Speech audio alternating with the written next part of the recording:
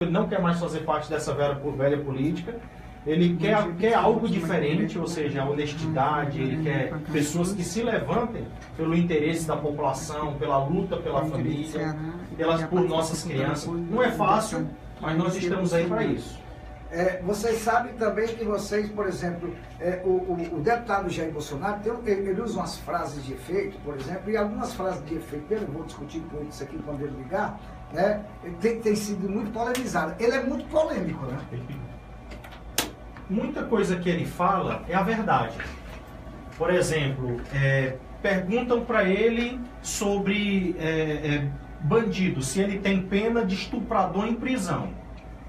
Os direitos humanos hoje, a esquerda tem essa mania de querer defender bandido, de querer defender o estuprador. Mas quando é alguém da tua família, quando é a tua mãe ou teu irmão, aí você vai de fato ter um sentimento do que aquela vítima sentiu. Então o deputado Jair Bolsonaro, ele fala muito a verdade. Ele diz, olha, eu tenho pena da vítima. Como aquele caso que ele é réu atualmente no STF, aquilo é um caso injusto. Ele estava falando contra o Champinha, contra aquele menor criminoso que estuprou uma menina durante 5 dias, degolou com faca cega. Então ele estava defendendo a redução da maioridade penal. Aí chega a deputada Maria do Rosário defendendo o menor. Ou seja, as frases dele não são polêmicas, são verdadeiras. É que o povo, ninguém aguenta mais a insegurança nesse país. Esse movimento Direita Ceará é um movimento em prol da candidatura de Bolsonaro? O movimento Direita Ceará, ele é um movimento ideológico, de direita e conservador. Mas nós temos a figura do Jair Bolsonaro, porque Bolsonaro hoje não é mais alguém, só uma figura política, só um deputado. Hoje Bolsonaro é uma ideologia. Quando você conhece alguém na rua que diz, eu sou Bolsonaro, somos todos Bolsonaro, essa pessoa não está dizendo, olha, eu apoio o Jair Messias Bolsonaro. Obviamente ela apoia, mas o que ela quer dizer é que ela apoia a redução da maioridade penal, ela apoia o armamento para o cidadão de bem, ela apoia as polícias, ela apoia as forças armadas, ou seja, o nome Bolsonaro hoje virou algo ideológico. Eu estou vendo as nossas postagens aqui, que a gente transmite também pelo nosso Face, por exemplo, tem aqui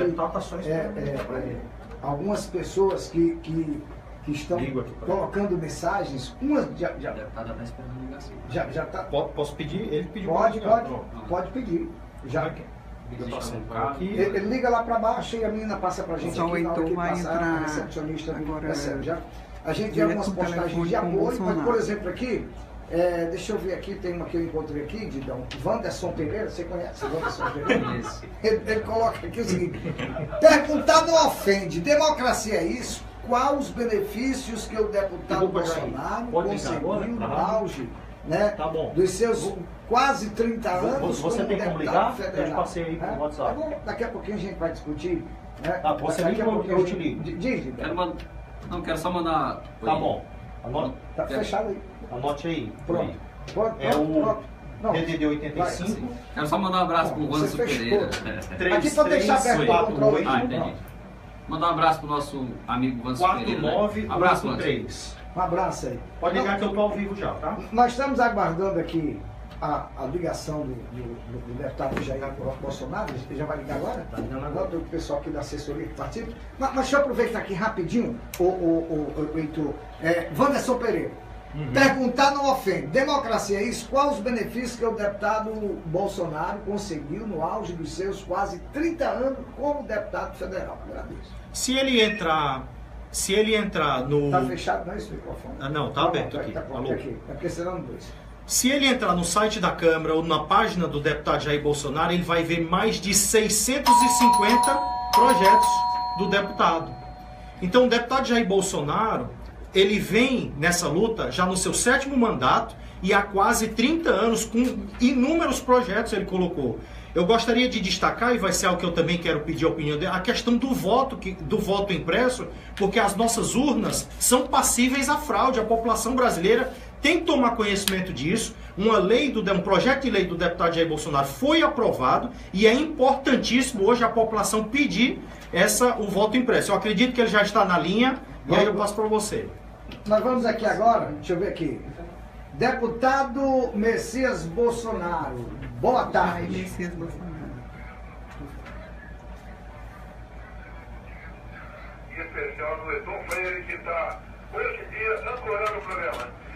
Deputado Bolsonaro, é um prazer tê-lo aqui no nosso programa. O senhor está falando direto de Brasília ou está no Rio? Não, eu estou no Rio de Janeiro. Rio de Janeiro. Muito frio no Rio? Já está frio? Tá um clima aqui de sul, aqui, né? Clima de sul. Estou perto de vocês, no Nordeste, mas tá ligado, né? Deputado, eu coloquei aqui no programa a sua entrevista e disse, nós vamos conversar com um dos deputados no Brasil mais polêmicos que tem ultimamente, né? E a sua participação hoje no programa, eu lhe agradeço a sua assessoria por estar conversando conosco para a gente tirar algumas dúvidas, para a gente tirar algumas conclusões. Primeiro eu lhe pergunto, né, como está o deputado Bolsonaro com essa questão, como é que o senhor vê essa questão que está em Brasília, esse desencontro, ninguém se entende, Brasília está praticamente parada, focada nessa questão Michel Temer, se afasta o Temer, se não afasta, Brasília praticamente parou, e nós temos aí 14 milhões de brasileiros desempregados e a gente não vê se fazer praticamente quase nada em busca de reaver esses empregos. Como se houver essa situação hoje em Brasília, tanto na Câmara dos Deputados como no Senado Federal?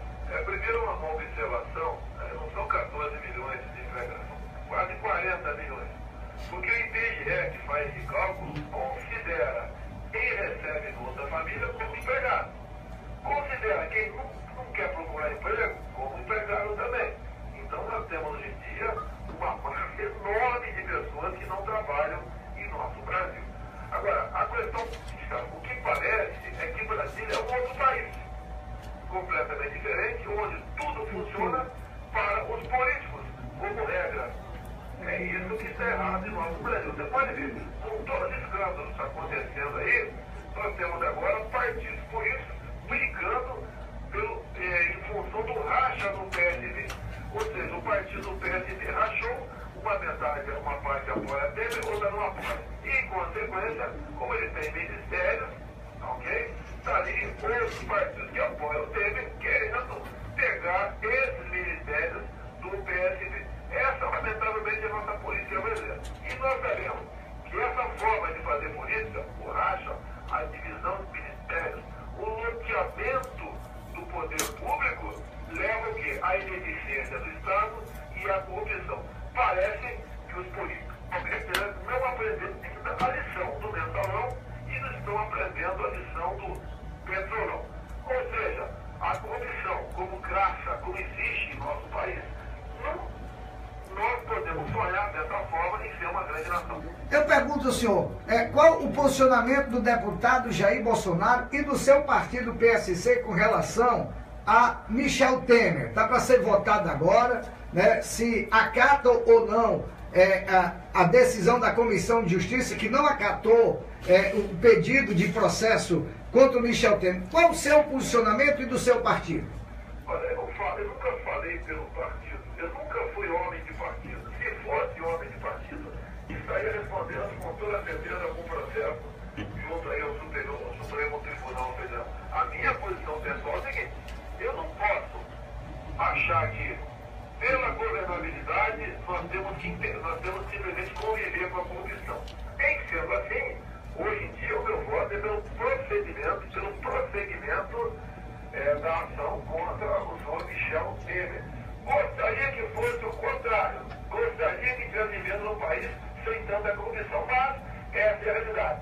Vamos trocar quem está envolvido com corrupção? Vamos. Senhor do povo, troquemos também. Até um dia nós acertarmos e temos um presidente da República que seja honesto, cristão e patriota. Sem essa base, no meu entender, honestidade, cristandade e patriotismo, nós não chegaremos a lugar nenhum. O senhor sabe melhor do que ninguém, convive aí em Brasília e convive no meio político. Hoje, né, a grande opinião da população e do eleitor brasileiro, politicamente se falando, o político está muito desgastado. Tem político que não pode nem botar a cara no aeroporto que é arriscado apanhar. Já aconteceu aqui em Fortaleza, no aeroporto Pinto Martins, de político desembarcar e quase apanhar do eleitor, né, ir para as vias de fato.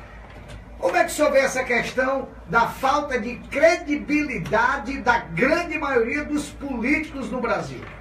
Em grande parte, né, a nossa classe política está colhendo o que plantou. Então, se você plantou mandioca, você não pode colher pepino. Tá? Isso foi plantado. Como disse a você no início do programa, governabilidade é quem está na cadeira presidencial lotear estatais, lotear ministérios, diretorias, em troca de votos dentro da Câmara e do Senado. E aqueles que me chamam de ditador, eu quero dizer uma coisa, voto comprado não é democracia. Então, comigo acontece exatamente o contrário. Está no sobrado com um amigo meu, eu estou feio, como tem na Parede, o Júlio Lemos. Em cada estado tem os nossos amigos aqui que estão imbuídos num projeto maior para o Brasil a partir de 2018. A nossa chegada no posto, que é divulgada com muita antecedência, né? Em média, 1.000 pessoas comparecem, sem qualquer benefício da nossa parte, até porque não temos, né? E comparecem de forma voluntária, não só para nos prestigiar, mas, na verdade, prestigiar um projeto de Brasil diferente. E assim nós temos feito política por todo o Brasil. Lamento aqueles colegas que estão aí utilizados no aeroporto, estão colhendo o que plantou. Se tivesse trabalhado de maneira diferente, não estariam sendo recebidos dessa maneira. O senhor é odiado por uns e admirado por outros. Como o senhor encara essa situação hoje? Com normalidade, com naturalidade. É o direito de quem quiser se protestar contra mim. Obviamente, muitos exageram. Agora, os que protestam contra mim é gente aí que vive de favores do Estado, ainda como o pessoal do PT, PCdoB, PSOL e alguns da rede sustentabilidade também. Então, a gente tem que conviver com isso aí. São pessoas que estão vendo, né, a sua fonte de receita, que é o dinheiro público do contribuinte, cessar. Estão entrando em desespero. Agora, o outro lado, eu posso ter certeza, por coincidência. Você pegar numa escola, que é um moleque lá que defende a esquerda e o moleque que defende a direita. As notas melhores é o pessoal da direita. Porque o pessoal da esquerda está acostumado até em escola, são doutrinados na escola, como se o socialismo fosse uma verdade hipotética que levaria todos eles à glória. E não é verdade daí. O que tira o pobre da miséria é o conhecimento. Não é ideologia e nem projetos sociais massificados por esse governo em troca de votos. Então protestem, mas dentro da legalidade. Até você pode ver, você protesta da esquerda, tem quebra-quebra, o pessoal quebra ônibus, agride a polícia militar, obstrui vias, depreda patrimônio, enquanto lá do nosso lado não existe isso. Muito pelo contrário, a polícia militar não tem trabalho nenhum. Você está mexendo com gente civilizada que quer um Brasil melhor para todos. Com relação, deputado, a união entre pessoas do mesmo sexo, o casamento homossexual, qual a sua opinião sobre isso? Porque eu já vi muita discussão sua com relação a esse tema, né? Com relação ao seu colega de parlamento, o deputado João Íris, que é um defensor da homossexualidade. Qual a sua opinião sobre esse tema? A minha opinião é muito simples, cada um vai ser feliz da maneira que achar melhor.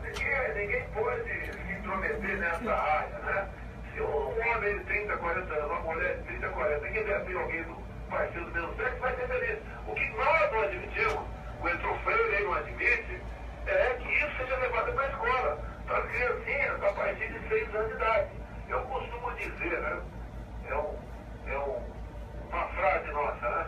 Olha, um pai prefere chegar em casa e encontrar um filho de braço quebrado por ter jogado futebol do que brincando de boneca por influência da escola. Escola não é lugar para você aprender sexo, quer seja homo, quer seja hétero.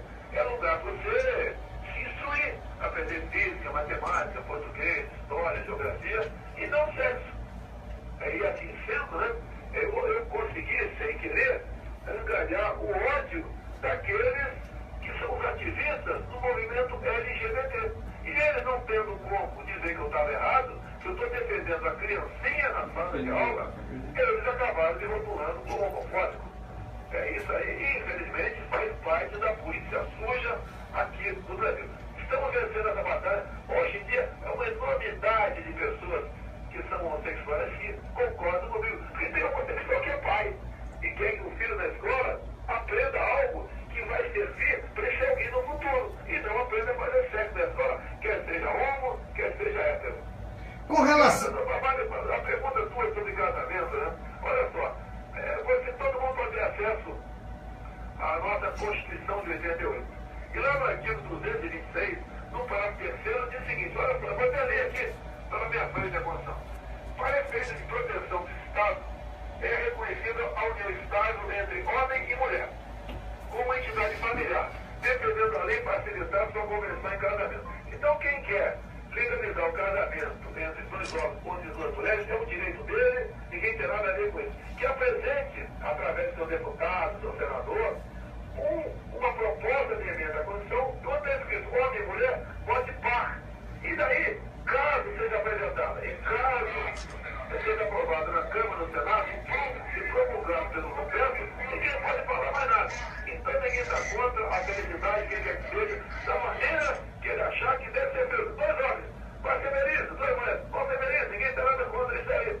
Tá? Agora, transformar em casamento é outra história. Você tem que mudar a nossa Constituição. Há pouco tempo, um trabalho de muitos parlamentares de Brasília, especial da bancada evangélica, teve lá um trabalho muito bonito do senador Magno Malta no Senado. Nós conseguimos enterrar um PLC conhecido como PLC 122. Ou seja, botava na cadeia o padre ou o pastor que se negasse a fazer um casamento de pessoas do mesmo sexo. Olha, o padre e o pastor tem como Constituição a Bíblia. Para ele vale a Bíblia. Tá? E tem que respeitar a Bíblia. E a Bíblia não fala de casamento de pessoas do mesmo sexo. Assim sendo, esse projeto foi sepultado lá no Senado Federal, de modo que, não é apenas isso, né? De modo que, hoje em dia, se um órgão quiser casar com outro órgão, contra a mulher que eu faça. Mas dentro da igreja, não. Pode ser não, é muito simples o negócio. Com relação, deputado, à liberação da maconha, a gente vê alguns movimentos. Fortaleza, aqui nós estamos na região metropolitana, só para situar o senhor, Pacajus nós estamos a 50 quilômetros de Fortaleza, nós estamos aqui bem próximo ao nosso litoral leste, que é as praias da Caponga, Morro Branco, esse nosso litoral aqui, que é uma maravilha. E de vez em quando, se tem em Fortaleza, como tem no Brasil inteiro, no seu estado, no Rio de Janeiro, a marcha em favor da liberação da maconha. Aqui em Pacajus, me parece que já houve uma época aí, o movimento não foi fraco, foi um movimento fraco, mas houve. Qual a sua opinião sobre... Não, a alegação de alguns a liberação da maconha para uso medicinal. O uso medicinal é uma coisa, e não é liberar, são produtos que vêm da maconha, tá certo? É isso aí, não é conta não.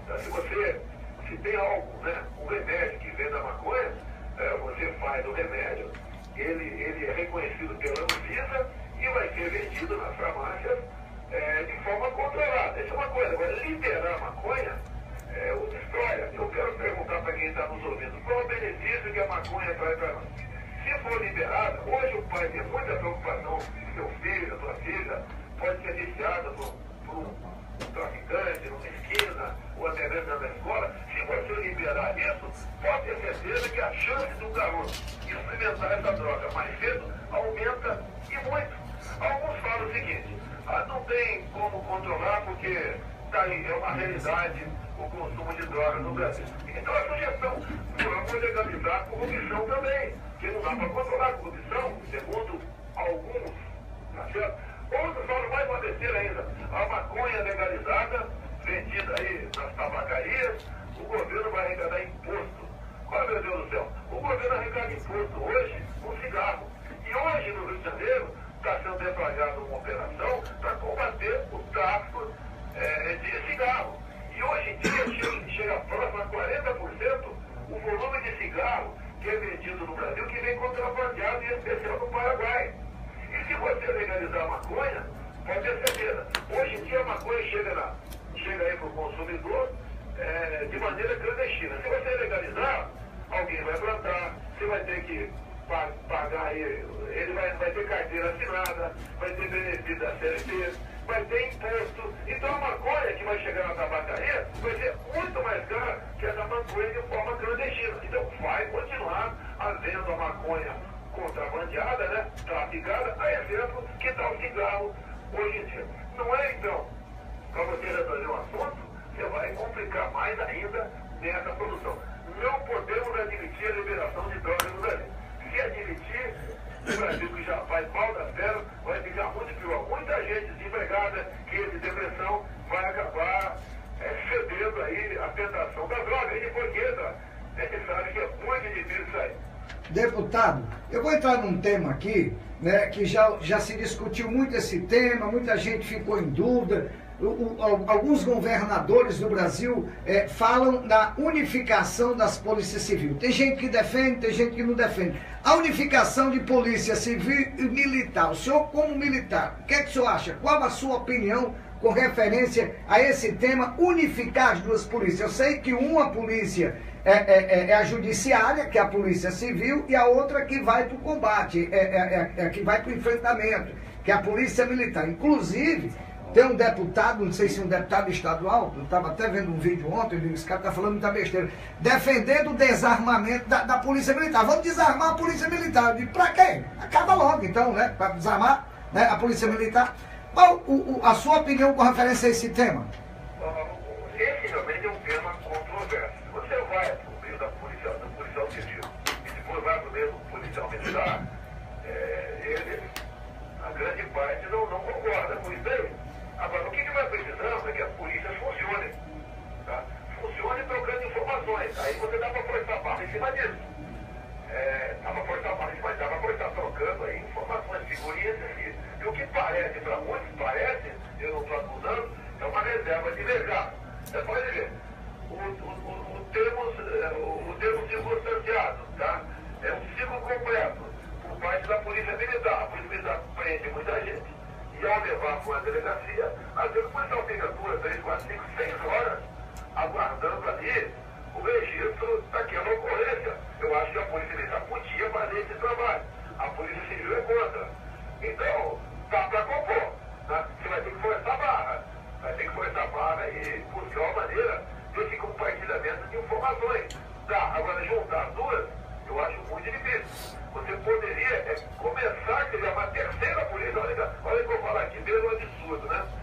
Já tem segunda, não se entende, pode criar a terceira. Uma terceira, que seria a junção dessas duas da origem. Aí você pode pensar nesse assunto. Agora, vai dar certo? Você vai ter clima para comentar isso? Não sei. Agora, algumas cidades já usam, vamos dizer assim, a terceira força, que é a guarda municipal. Aqui mesmo na nossa cidade nós temos uma guarda municipal armada, né? Alguns guardas armados. O senhor acha que a criação de guardas municipais melhora? Olha, não é criação, né? A maioria dos municípios já tem a guarda municipal. O que eles desejam é o porte de arma de fogo. De acordo com o número de habitantes, a polícia não pode ter arma de fogo.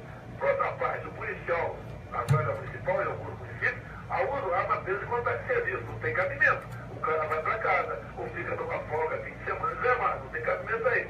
Nós temos que, para ajudar, no meio entender, a combater a violência no nosso Brasil, liberar a posse de arma de fogo, eu repito, a posse de arma de fogo para o cidadão de bem. E hoje nós não temos paz nem dentro para casa. Agora, para você ajudar a polícia, né, atuar, combater a violência, você precisa, no meu entender, eu posso até estar errado, né, mas é o que eu pretendo fazer, caso tenha poder para tal um dia, é mudar 2 artigos do nosso Código Penal.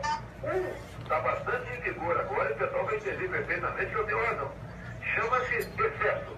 Ou seja, um policial, ou você é cidadão, né, em legítima defesa, ou supor que você tenha posse de arma, é muito difícil, mas supor que você tenha.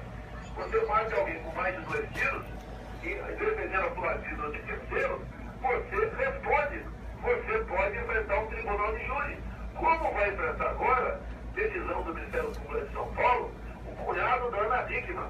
Foi aquele caso que estava ele, estava lá a Ana Hickman, estava lá a esposa desse cidadão, mas uma mulher lá dentro, entrou um marginal, que depois o pessoal começou a dizer que era fã, mas entrou armado, atirou, acertou 2 tiros numa senhora que estava dentro do quarto. O cunhado da Ana Hickman se atraca por ele, acaba disparando com a arma do bandido, 2 tiros na nuca. O Ministério Público entende que um tiro só seria suficiente. Ao disparar 2, ao não se levar em conta aquela situação emocional do momento que eles foram surpreendidos, Se ele não faz isso, com toda a certeza Ana Hickman seria executada, esse cunhado dela também, saiu um morto hoje em dia, entendeu que 2 tiros na nuca é excesso. Em consequência, ele vai para o tribunal de júri. Hoje, depois do policial cumpre pena que atirou em marginal, pena de prisão, privação de liberdade, que deu mais de 2 tiros no marginal. E não interessa a circunstância. Então nós temos que acabar com a figura de excesso. O policial, ou você defendendo a sua vida, se der 2, 10, 15 ou 20 tiros no marginal, é a mesma coisa. Estava defendendo a sua vida ou estava defendendo a sociedade. E o outro artigo tem que ser mudado, ou melhor, tem que ser acrescido dele, né? É que se fala do excludente de licitude. O que é isso? É você, ao realizar uma operação, você responde, mas não tem punição. Nós temos que botar ali, nesse artigo, as operações militares. Ou seja, o militar trabalhando, caso venha matar alguém, ele responde, mas não tem punição. Isso tem que valer também para a legítima defesa.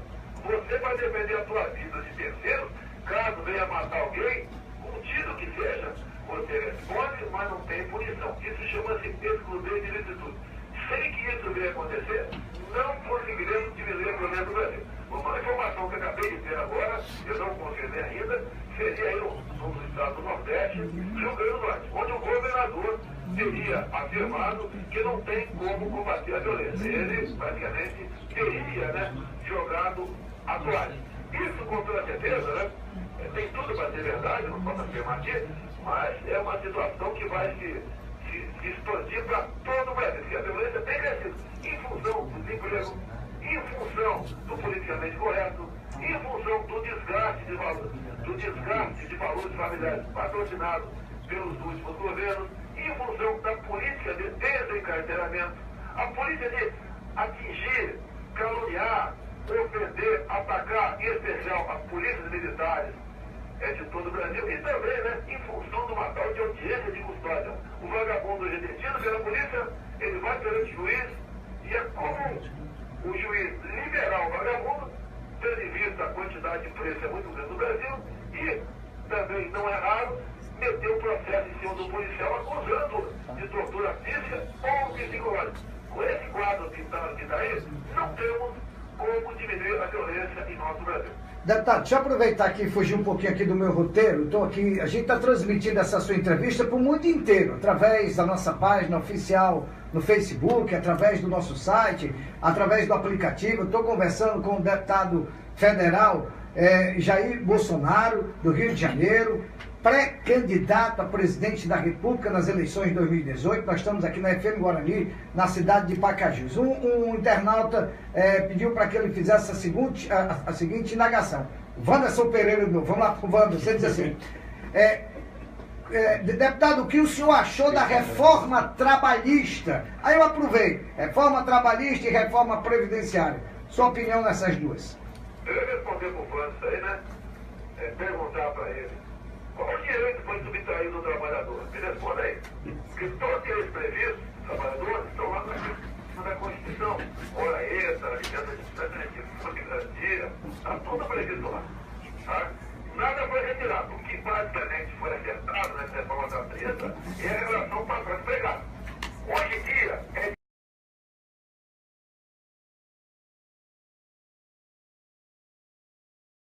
os direitos e desemprego. Essa é uma realidade.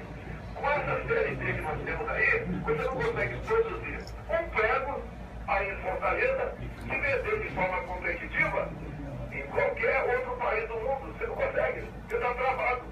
Vá ser patrão, você vê a dificuldade que é. Então, esses tais direitos, tá? É que o pessoal tanto reclama, né? E a esquerda tanto reclama também, não tem nos Estados Unidos. Agora, a grande reclamação que existe e tentam aí envolver o trabalhador que não tem muita informação muitas vezes, é que as centrais sindicais perderam o imposto sindical.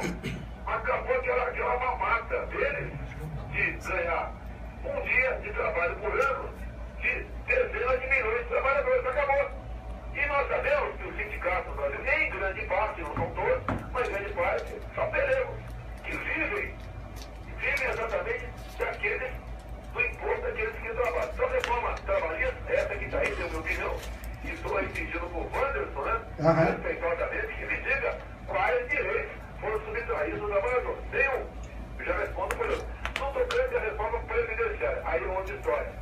Quando o presidente propôs, por exemplo, se aposentar o homem com 65 anos, e você vai no IBGE e vê, por exemplo, que a expectativa de vida no Piauí são 69 anos.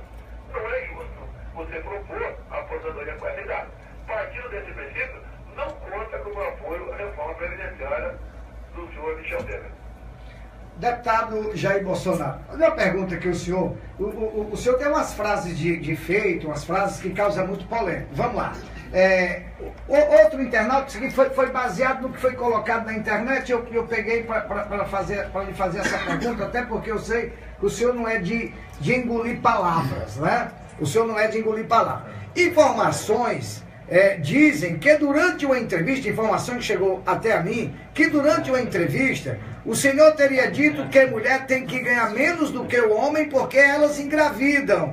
Essa informação procede ou ela foi distorcida? Não teve distorção nenhuma, né? Mentirosa. Eu quero que apresente um áudio falando isso. Hoje em dia, quando você fala, eu estou falando com vocês aqui. Qualquer coisa que aconteça, esse áudio vai estar guardado por um tempo aí. É só mostrar o áudio, não mostram. Eu tenho uma entrevista com o jornal Zero Hora. Eles queriam saber exatamente isso. Por que mulher ganha menos do que homem? Eu respondi para eles. De acordo com pesquisas que eu fiz, temos inclusive, algo no próprio IBGE, a mulher ganha menos, tendo em vista o direito trabalhista. Que tem, segundo eles, só para dizer não, segundo eles, o fato de engravidar quebra a sequência de um trabalho na empresa dele. Você pega a mulher que é patroa, busca aí em Fortaleza, uma mulher que é patroa, pergunta para ela por que ela entrega mais mulher do que homem. Geralmente ela tem só um empregado, ou poucas mulheres. Quer dizer, mas isso não é uma opinião do senhor, é uma pesquisa do IBGE, não é isso? Não, é do IBGE. Agora a maldade do Jornal Zero Hora, que o jornal que comia na mão do vereador, do governador Tarso Genro, lá no Rio Grande do Sul, fez isso, você não tinha conta. Covardia deles. Covardia do Jornal Zero Hora. Querendo me jogar contra as mulheres. Ou me jogam contra negros, me jogam contra nordestinos, me jogam contra homossexuais. Os caras ficam me jogando contra setores, classes, né? Contra pessoas no Brasil. Tentando desacreditar. Mas essa é outra calúnia que até um tempo atrás tinha um certo peso. Hoje não. O pessoal vai entendendo qual é a verdade, qual é a realidade. É isso que acontece, nada mais além disso. Mais uma calúnia para tentar me desacreditar perante o público feminino no Brasil. Se falando em pesquisa, mais de 90% do brasileiro é a favor da redução da menoridade penal. Para o senhor, a redução da menoridade penal, qual a sua opinião e qual seria a idade, essa redução, deputado? Olha só, quando nós votamos há 2 anos uma proposta, né, de redução da menoridade penal, ela veio de um ajuntamento de outras propostas de emenda constitucional. A minha era mais antiga, 16 anos. Tinha proposta de 14, 12. Eu sou favorável a 14. Mas se você botar 14 vai ser muito difícil aprovar. Então ficamos nos 16 anos de idade. O que aconteceu? Mesmo assim, nós aprovamos na Câmara e está parado no Senado. E a redução da menoridade penal apenas para quem comete que tipo de crime? Homicídio, lesão corporal seguida de morte, tráfico de drogas e estupro. E mesmo assim foi muito difícil aprovar na Câmara. E olha só, PT, PCdoB, PSOL votaram contra isso. Ou seja, para esses partidos, para os integrantes desse partido, o menor, 16 a 17 anos, pode estuprar, pode matar, pode sequestrar, pode fazer barbaridade, que ele vai responder de acordo com as sanções previstas no ECA, com o Estatuto da Criança e do Adolescente. E olha que aquela deputada que teve aquela confusão comigo no passado, né? A questão do Champinha, que estuprou com mais 4 companheiros, uma menina, né? Por 5 dias, e depois a matou com uma faca séria.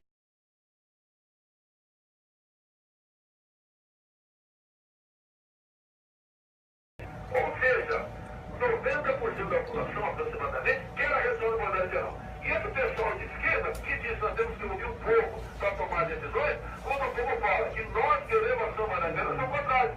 Como esse mesmo pessoal desses partidos, PT, PCdoB e PSOL, por ocasião do referendo sobre o desarmamento de 2005, apesar da maioria da população dizer que quer comprar armas e munições,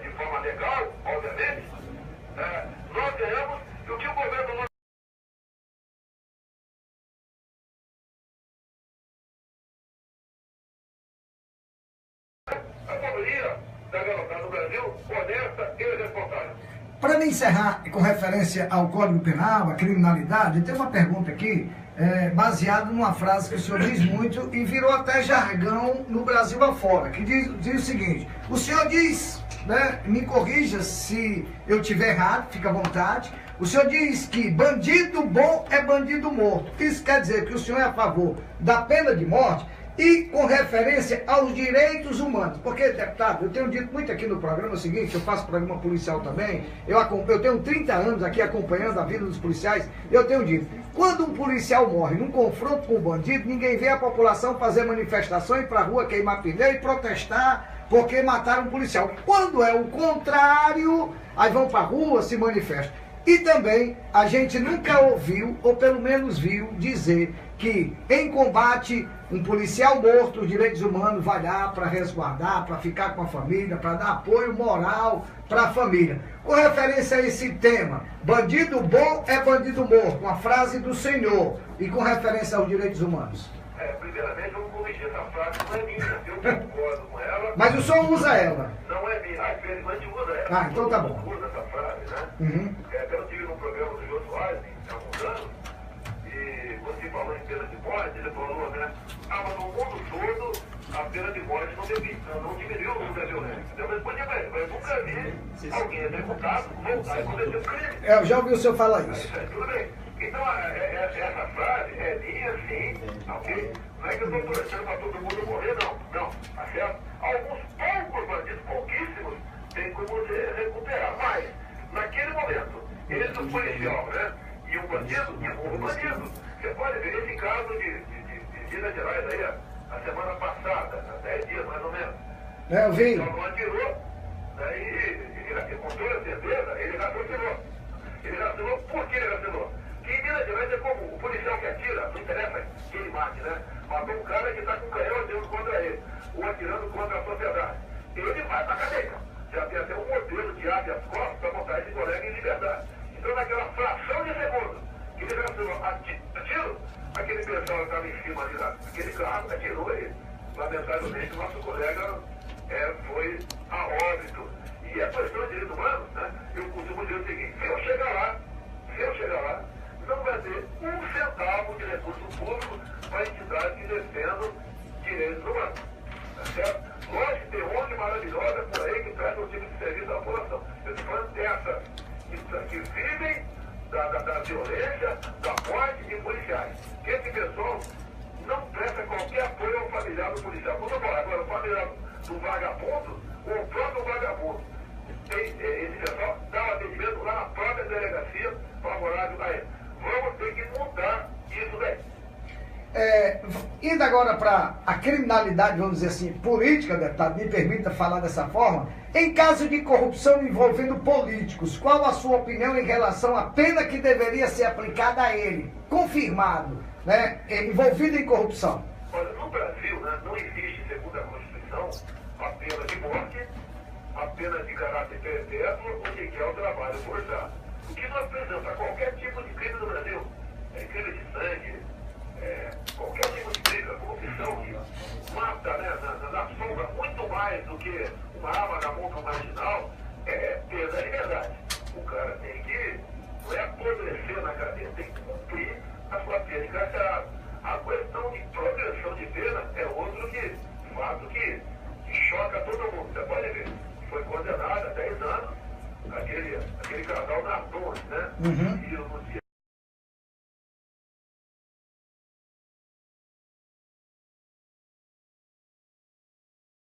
Hoje no Brasil, depois que o juiz Sérgio Moro condenou o Lula a 9 anos e 6 meses de cadeia, de reclusão, né? Os outros que ele condenou não houve tanta manifestação, não houve tanto clamor. Aí eu pergunto, o que o senhor acha das ações do juiz Sérgio Moro? E se o senhor é a favor da continuidade da Operação Lava Jato? Porque a Polícia Federal já disse que não tem